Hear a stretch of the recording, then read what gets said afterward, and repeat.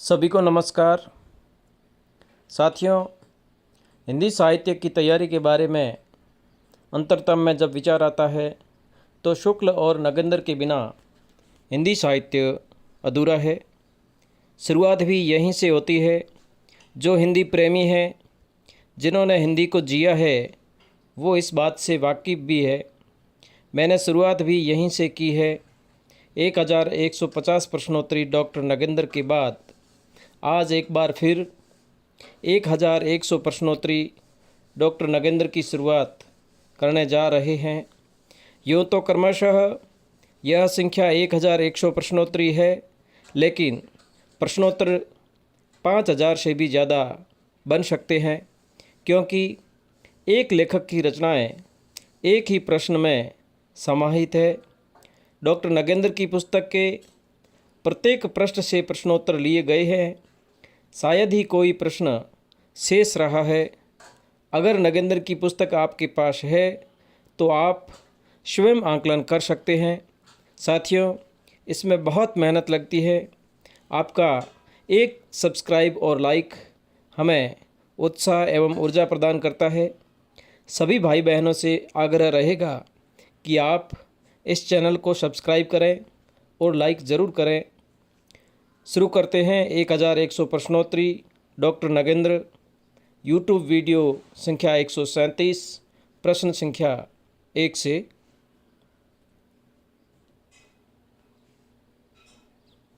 शौरसेनी अपभ्रंश से किन किन भाषाओं का विकास हुआ? शौरसेनी अपभ्रंश से किन किन भाषाओं का विकास हुआ? पश्चिमी हिंदी, राजस्थानी, पहाड़ी, गुजराती। पश्चिमी हिंदी, राजस्थानी, पहाड़ी और गुजराती भाषाओं का विकास शौरसेनी अपभ्रंश से हुआ। पैशाची अपभ्रंश से किन किन भाषाओं का विकास हुआ? पैशाची अपभ्रंश से लहंदा और पंजाबी भाषाओं का विकास हुआ। लहंदा और पंजाबी भाषाओं का विकास पैशाची अपभ्रंश से हुआ। ब्राह्मण अपभ्रंश से किस भाषा का विकास हुआ? ब्राह्मण अपभ्रंश से सिंधी भाषा का विकास हुआ। सिंधी भाषा का विकास ब्राह्मण अपभ्रंश से हुआ। महाराष्ट्री अपभ्रंश से किस भाषा का विकास हुआ? मराठी का। मराठी भाषा का विकास महाराष्ट्री अपभ्रंश से हुआ। मागधी अपभ्रंश से किन किन भाषाओं का विकास हुआ? मागधी अपभ्रंश से बिहारी, बांग्ला, उड़िया और असमिया भाषाओं का विकास हुआ। बिहारी, बांग्ला, उड़िया और असमिया भाषाओं का विकास मागधी अपभ्रंश से हुआ।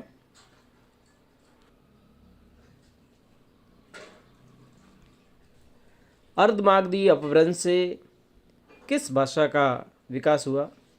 अर्धमागधी अपभ्रंश से किस भाषा का विकास हुआ? पूर्वी हिंदी।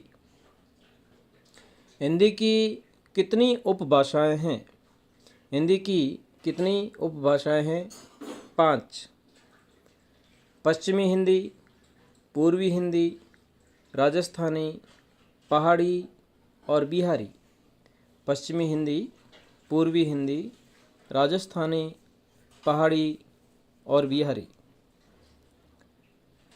खड़ी बोली या कोरवी का उद्भव किस अपभ्रंश से हुआ? महत्वपूर्ण प्रश्न है। खड़ी बोली का दूसरा नाम क्या है? ये भी प्रश्न कई बार आता है। खड़ी बोली या कोरवी का उद्भव किस अपभ्रंश से हुआ? शौरसेनी अपभ्रंश से।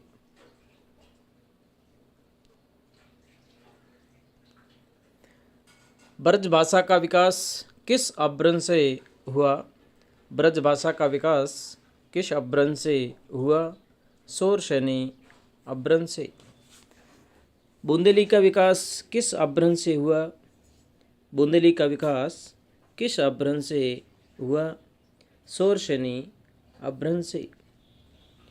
कनौजी का विकास किस अपभ्रंश से हुआ? कनौजी का विकास शोरशनी अपभ्रंश से हुआ। अवधि का विकास किस अपभ्रंश से हुआ? अवधि का विकास अर्धमागधी अपभ्रंश से हुआ। बघेली का विकास किस अपभ्रंश से हुआ? बघेली का विकास अर्धमागधी अपभ्रंश से हुआ। अवधी और बघेली दोनों भाषाओं का विकास अर्धमागधी अपभ्रंश से हुआ। बुंदेली और कन्नौजी का विकास शोरशनी ब्रजभाषा, बुंदेली और कन्नौजी इन तीनों भाषाओं का विकास शोरशनी अपभ्रंश से हुआ। मगही, मैथिली और भोजपुरी का विकास किस अपभ्रंश से हुआ? मगही, मैथिली और भोजपुरी का विकास किस अपभ्रंश से हुआ? मागधी अपभ्रंश से।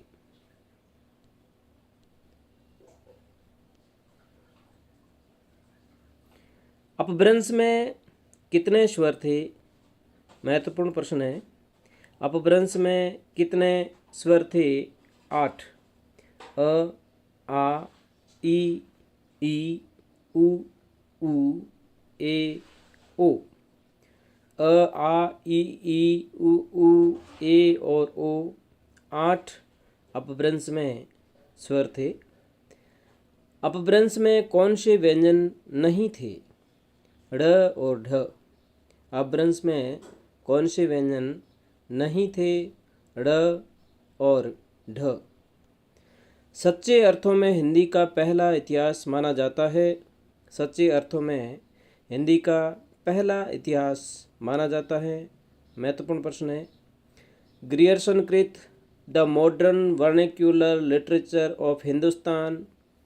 ग्रियर्सन कृत the modern vernacular literature of Hindustan सच्चे अर्थों में हिंदी का पहला इतिहास माना जाता है।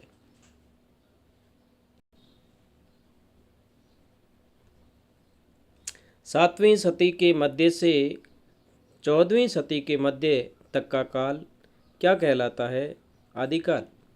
आदिकाल का समय डॉक्टर नगेंद्र के अनुसार 7वीं से 14वीं सदी के मध्य का काल। भक्ति काल 14वीं सदी के मध्य से 17वीं सदी के मध्य तक। भक्ति काल 14वीं सदी के मध्य से 17वीं सदी के मध्य तक का काल भक्ति काल। डॉक्टर नगेंद्र के अनुसार रीतिकाल 17वीं सदी के मध्य से 19वीं सदी के मध्य तक का काल रीतिकाल। आधुनिक काल 19वीं सदी के मध्य से अब तक का काल आधुनिक काल। आधुनिक काल को 4 भागों में विभाजित किया गया है। पुनर्जागरण काल या भारतेंदु काल 1857 से 1900 ईस्वी। पुनर्जागरण काल या भारतेंदु काल की शुरुआत 1857 से 1900 ईस्वी तक मानी गई है। जागरण सुधार काल या द्विवेदी युग या द्विवेदी काल 1900 से 1918 ईस्वी।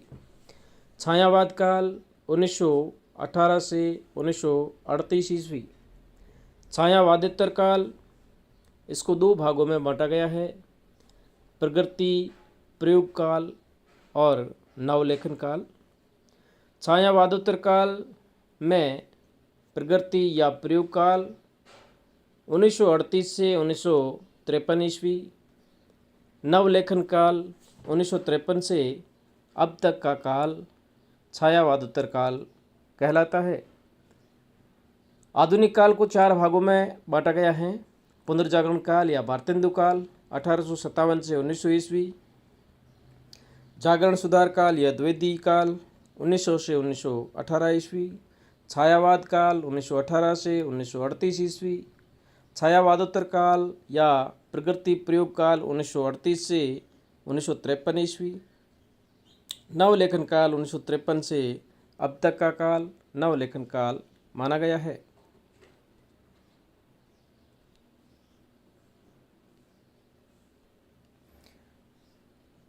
पुष्य या पुंड कवि का पुष्य या पुंड कवि को हिंदी का प्रथम कवि किसने माना? डॉक्टर शिव सिंह सेंगर ने। पुष्य या पुंड कवि को हिंदी का प्रथम कवि किसने माना? डॉक्टर शिव सिंह सेंगर। सरहपाद को हिंदी का प्रथम कवि किसने माना? राहुल सांकृत्यायन ने।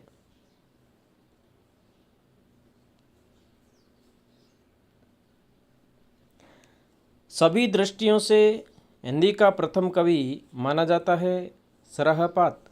सभी दृष्टियों से हिंदी का प्रथम कवि माना जाता है सरहपाद। हिंदी साहित्य का वैज्ञानिक इतिहास।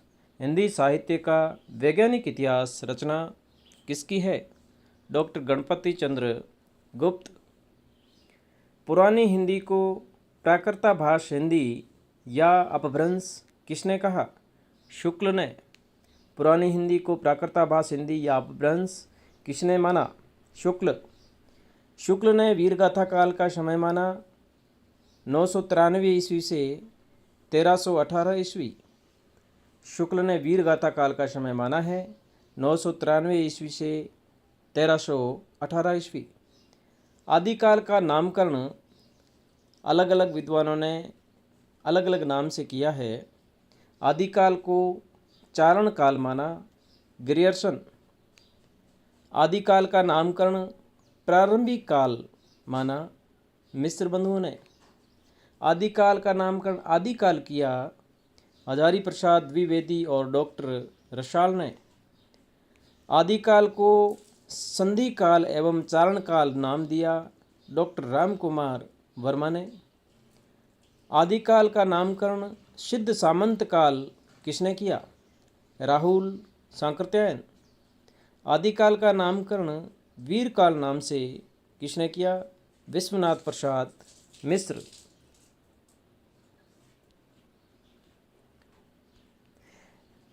एक बार पुनरावर्ती। आदिकाल का नाम चारणकाल ग्रियर्सन।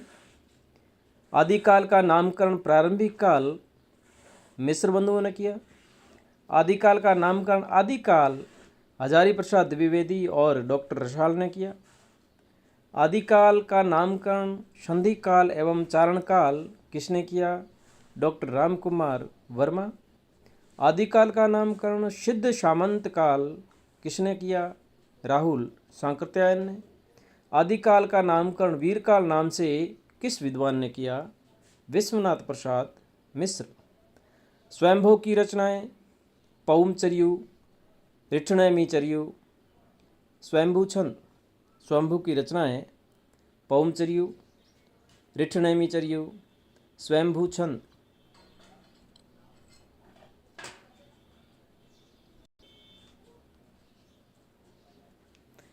पुष्पदंत की रचनाएं महापुराण, णय कुमारचर्यु, जसहरचर्यु।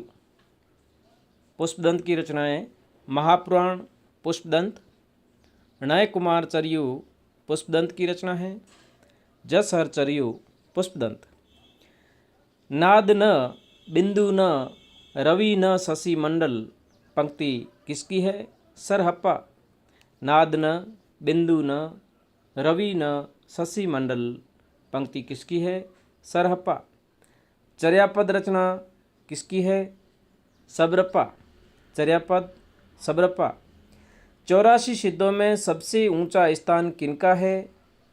जिनकी साधना का प्रभाव देखकर उड़ीसा के तत्कालीन राजा व मंत्री इनके शिष्य हो गए थे?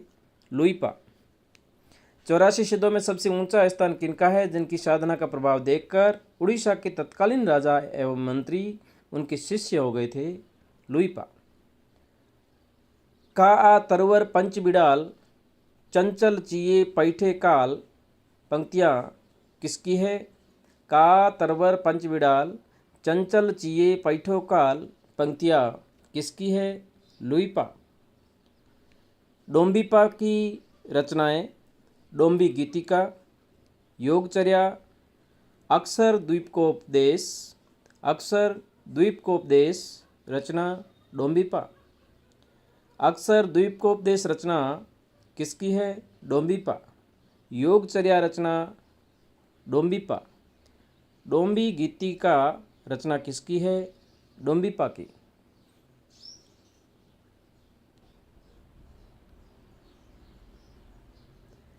गंगा जमुना माझेरे बहर नाई, गंगा जमुना माझेरे बहर नाई पंक्ति किसकी है?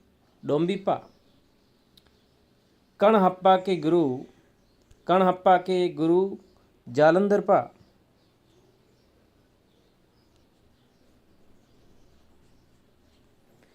आगम व्यय पुराणे पंडित मान बहंती, आगम व्यय पुराणे पंडित मान बहंती पंक्ति किसकी है? कणहप्पा। कुकुरिपा के गुरु चरपटिया, कुकुरिपा के गुरु का नाम चरपटिया। अपभ्रंश में दब सहाव पयास नामक काव्य किसने लिखा? महत्वपूर्ण प्रश्न है। अपभ्रंश में दब सहाव पयास नामक काव्य किसने लिखा? देवसेन ने। आसगु कवि को या आसगु कवि का संबंध किस जिले से है? जालोर। आसगु कवि का संबंध किस जिले से है? जालोर जिले से। चंदनमाला रास किसकी रचना है? आसगु कवि। चंदनबाला रास रचना आसगु कवि की है। स्थूली भद्र रास रचना किसकी है? जीन धर्म सूरी। स्थूली भद्र रास जीन धर्म सूरी। लघुन्य चक्र व दर्शनसार रचनाएं किसकी है? लघुन्य चक्र व दर्शनसार रचनाएं देवसेन। रेवंत गिरि रास रचना किसकी है? रेवंत गिरि रास रचना विजयसेन सूरी।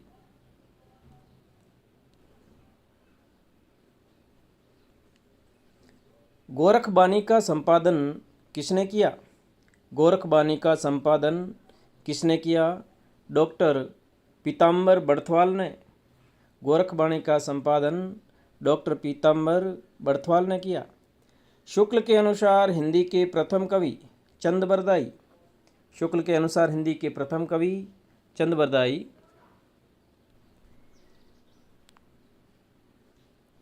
पृथ्वीराज रासो के कितने संस्करण हैं? पृथ्वीराज रासो के कितने संस्करण हैं? 4। प्रथम संस्करण उदयपुर संग्रहालय में संग्रहित हैं। इसमें 69 समय एवं 16,306 छंद है। द्वितीय संस्करण बीकानेर व अबोहर में संग्रहित हैं। तृतीय संस्करण बीकानेर संग्रहालय में संग्रहित है। इसमें 3,500 छंद है। चतुर्थ संस्करण इसी को दशरथ शर्मा ने मूल रासो माना है। महत्वपूर्ण प्रश्न है कि डॉक्टर दशरथ शर्मा ने मूल रासो किस संस्करण को माना? चतुर्थ संस्करण को। प्रथम संस्करण उदयपुर संग्रहालय में, द्वितीय संस्करण बीकानेर व अबोहर संग्रहालय में, तृतीय संस्करण बीकानेर संग्रहालय में, चतुर्थ संस्करण को मूल रासो माना जाता है डॉक्टर दशरथ शर्मा के अनुसार। पृथ्वीराज रासो को प्रामाणिक मानने वाले विद्वान।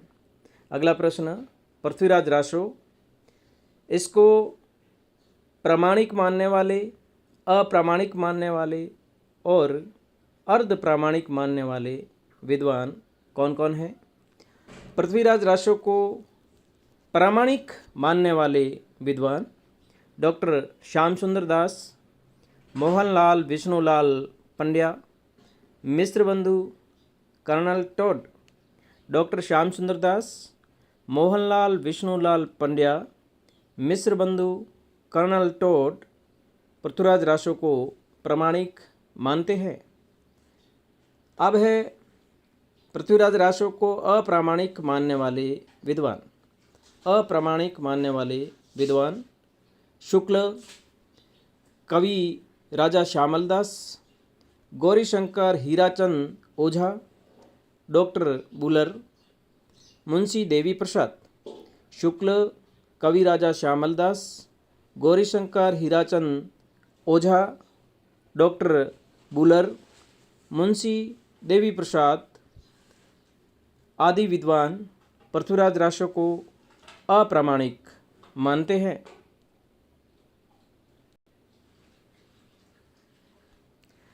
अब पृथ्वीराज राशियों को अर्ध प्रामाणिक मानने वाले विद्वान मुनि जिनविजय, डॉक्टर सुनीति कुमार चटर्जी, डॉक्टर हजारी प्रसाद द्विवेदी आदि विद्वान पृथ्वीराज राशियों को अर्ध प्रामाणिक मानते हैं।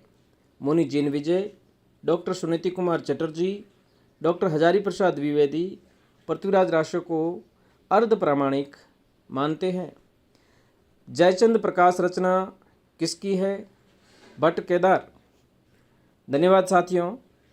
अगली वीडियो पाने के लिए इस चैनल को लाइक करें, सब्सक्राइब करें और अपने दोस्तों में शेयर करें। बहुत बहुत धन्यवाद।